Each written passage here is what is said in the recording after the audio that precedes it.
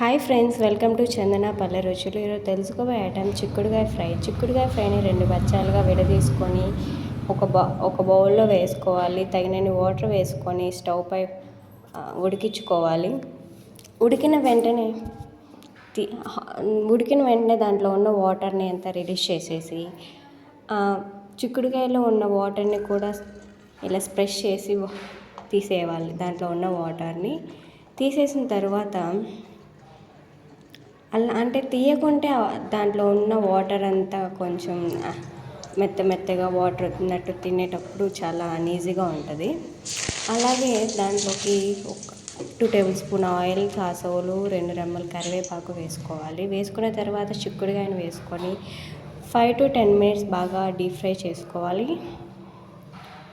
సిమ్లో పెట్టుకొని deep fry చేసుకుంటే చాలా బాగుంటుంది, లేకుంటే లాస్ట్లో అడుగు అంటుకుంటుంది. డీప్ ఫ్రై చేసుకున్న తర్వాత దానికి నేను కొందరు ఎండుమిరపకాయ కారపొడి ప్రిఫర్ చేస్తారు. నేను ఒక పొడిని మిశ్రమం అనేది వేస్తాను. పొడి ఎలా చేసుకోవాలో చెప్తాను.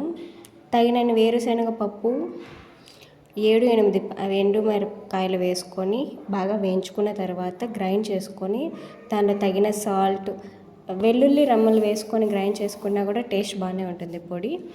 ఆ పొడి వేసుకున్న తర్వాత చిక్కుడుకాయ డీప్ ఫ్రై అయిన దాంట్లో వేసుకొని మిక్స్ చేసుకొని 2 minutes అలా కలుపుకుంటే చిక్కుడుకాయ ఫ్రై అనేది రెడీ అయిపోయింది.